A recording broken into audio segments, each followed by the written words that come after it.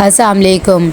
आज हम बात करेंगे मोहब्बत सतरंगी के 75 एपिसोड के बारे में। तो वीडियो शुरू करने से पहले हमारे चैनल को सब्सक्राइब कर लीजिए अगर अभी तक आपने नहीं किया, ताकि हमारी हर न्यू वीडियो आप तक पहुंच सके। यहाँ पर माँ जबीन आती है और आकर अपनी माँ को बताती है कि मैं क्या करूँ, मैं तो बहुत ज़्यादा परेशान हूँ। एनी ने तो मेरा जीना हराम करके रखा है, हर वक्त चाहती है कि मैं कोई काम ही करती रहूँ। इस बात पर जहाँ आरा कहती है कि तुम्हें परेशान होने की ज़रूरत नहीं है, मैंने उसका हल ढूंढ लिया है, अब तुम परेशान ना हो। हुसन आरा तुम्हारे साथ जाएगी और सब कुछ ठीक हो जाएगा, बस तुम अपने शोहर को बस अपने काबू में रखो। दूसरी तरफ यहाँ पर एनी हारिस को कह रही होती है कि तुम्हें टीना का साथ देना चाहिए, वैसे भी वो कितनी ज़्यादा परेशान है। हारिस कहता है कि उसे भी अब संभल जाना चाहिए कि इतनी देर में वहाँ पर टीना भी आ जाती है। एनी कहती है कि अच्छी से ब्रेकफास्ट कर लो, वैसे भी कल तुम्हारी तबीयत ठीक नहीं थी। हारिस कहता है कि तुम कहाँ गई थी। इस बात पर एनी कहती है कि तुम्हें इसका ख्याल रखना चाहिए, मेरे ख्याल से बहुत ज़्यादा अकेली हो गई है। तभी टीना भी यही कहती है कि अब तो तुम मुझे बिल्कुल भी साथ नहीं देते हो, इस वजह से मैं दोबारा से अपनी पुरानी दोस्तों में घुल मिल रही हूँ। हारिस कहता है कि तुम्हारी दोस्तें अच्छी नहीं थी, इसीलिए मैंने पहले भी तुम्हें इस सब चीज़ों से निकाला था और तुम समझती क्यों नहीं हो, मुझे ये तुम्हारा पागलपन समझ नहीं आता। ये कह के वो गुस्से से उठ के चला जाता है। टीना रोने लग जाती है, एनी उन्हें संभालती है। टीना कहती है कि हारिस अब मेरे हाथों से निकल गया है। दूसरी तरफ यहाँ पर उमा आती है और आकर महानूर को फिर से डराने धमकाने लग जाती है और कहती है कि अगर तुमने मुंह खोला तो तुम्हारे साथ भी बहुत बुरा होगा। जहां आरा आती है और आकर शमीम से इजाज़त लेने के लिए कहती है कि हुसन आरा को माजबीन के साथ जाने दो, वो कुछ भी ऐसा वैसा नहीं करेगी। तो शमीम इजाज़त दे देता है। अम्मा भी जब मिलती है माजबीन से तो उसे कहती है कि अपने घर की सुनाओ, सब ठीक ठाक तो है ना, और तुम खुश तो हो ना, बस हमें तो तुम्हारी खुशी ही चाहिए थी और कुछ नहीं।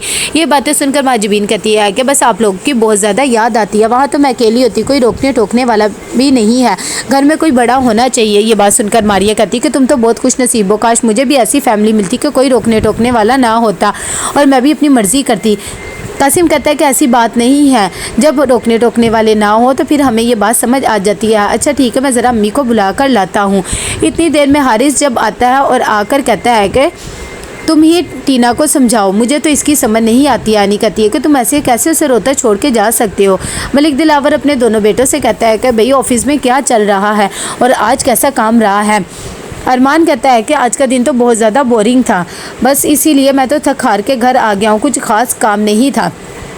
और वैसे भी अयान का मुंह सा बना होता है और वो कहता है कि मैं तो बहुत ज़्यादा बिजी रहा हूँ। साथ ही वो महानूर के बारे में भी परेशान होता है और अपने डैड से डिस्कस करता है कि वो बहुत डरी सहमी रहती है, जब मैं उसे बाहर लेके जाता हूँ तो फिर ठीक हो जाती है।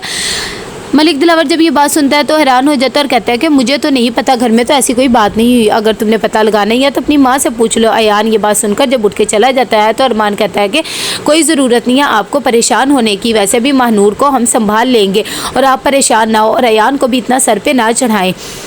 साथ ही टीना के पास आती है एनी और आकर उसे समझाती है और कहती है कि ये तुम क्या रोने धोने लग गई हो, तुम्हें पहले से ज़्यादा मजबूत बनना होगा। कि इतनी देर में टीना कॉल करती है हारिस को और उसे कहती है कि फ़ौरन घर वापस आओ। ये बात सुनकर एनी कहती है कि अब तुमने बिल्कुल ठीक किया है, तुम उसे मौका ही क्यों दे रही हो, वो तुम्हारा है तो तुम उसे अपने साथ ही रखो। हुसन आरा आती है और आकर शमीम से कहती है कि भाई साहब प्लीज़ मुझे खुश दिली से जाने दे, मैं ऐसा कुछ भी नहीं करूँगी कि आपकी नाक कटे। शमीम कहता है कि अच्छा ठीक है चली जाओ, लेकिन ऐसा कुछ भी ना करना क्योंकि वो उसके ससुराल का मामला है और अपनी ज़ुबान को भी काबू में ही रखना। हुसन आरा कहती है कि ठीक है। हारिस जब घर आता है तो वो आकर टीना से कहता है कि तुमने मुझे इतनी जल्दी में क्यों बुलाया, सब ठीक तो है ना। टीना कहती है कि मैं तुमसे बहुत ज़्यादा मोहब्बत करती हूँ, तुम्हें ये बात मैं पहले भी बता चुकी हूँ, तुम्हारे अलावा तो मैंने कभी किसी दूसरे से शादी के बारे में सोचा भी नहीं है, मैं कैसे तुम्हारे बगैर रह सकती हूँ। हारिस कहता है कि देखो मेरी शादी हो चुकी है और तुम भी कहीं अच्छी जगह शादी कर लो और अब हम दोनों को थोड़ा सा फासला ही मेंटेन करना चाहिए क्योंकि ये सब चीज़ें अच्छी नहीं है।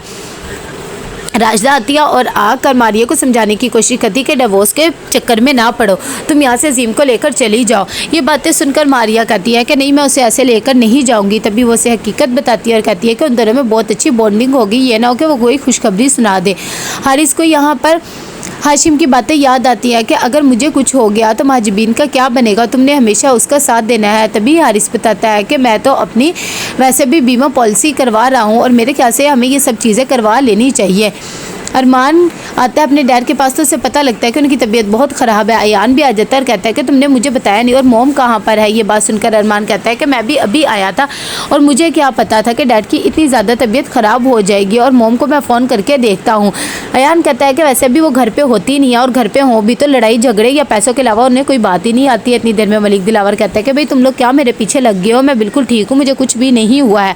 अरमान अपनी माँ को फ़ोन करता है और उन्हें कहता है कि आप कहाँ हैं, मैंने आपको बताया भी था डैड की तबीयत ठीक नहीं है, फ़ौरन घर आए, मुझे तो आपकी डिनरों की समझ नहीं आती है।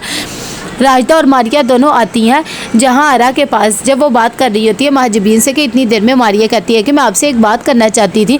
हुसन आरा क्यों गई है महाजबीन के घर, वैसे भी उन दोनों की तो बनती ही नहीं है, बस इसलिए मैं पूछने आई। जहाँ आरा कहती है कि भाई क्यों नहीं बनती, वो उसकी खाला है और इसीलिए चली गई है और तुम लोग को परेशान होने की उसके लिए क्या ज़रूरत है, मुझे तो ये समझ नहीं आती है।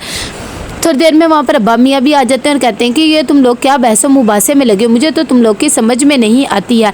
जहाना कहती है कि अब्बा मियाँ मैं तो कोई भी बहस नहीं कर रही हूँ, ये तो राजदा ही है जो अपना शर हर जगह फैलाती रहती है। जब राजदा ये बात सुनती है तो कहती है कि आप देख रहे हैं ना ये किस तरह मुझ पर तानों के तीर चला रही है, मैंने तो इसे ऐसा कुछ भी नहीं किया। वो गुस्से से वहाँ से चली जाती है। तभी मारिया कहती है कि आप तो 5 वक्त के नमाजी हैं, अल्लाह से आपकी इतनी पक्की दोस्ती है, फिर आपने मेरे साथ ऐसे क्यों किया। अब्बा मियाँ कहते क्या किया है, तो वो कहती है कि आपने अजीम की दूसरी शादी क्यों करवा दी, मैं भी तो आखिर किसी की बेटी हूँ ना, आपको ये सब कुछ नहीं करना चाहिए था। अब्बा मियाँ कहते हैं कि हमने कुछ भी गलत नहीं किया है, वैसे भी इस्लाम में 4 शादियाँ जायज़ है, अगर मर्द अपनी बीवी के हकूक़ पूरे कर सके, तुम भी ये शादी अब दिल से मान लो। ये बातें सुनकर मारिया खामोश ही हो जाती है। तो कैसा लगा आपको एपिसोड, लाइक शेयर करके लाजमी बताइएगा। अल्लाह हाफिज़।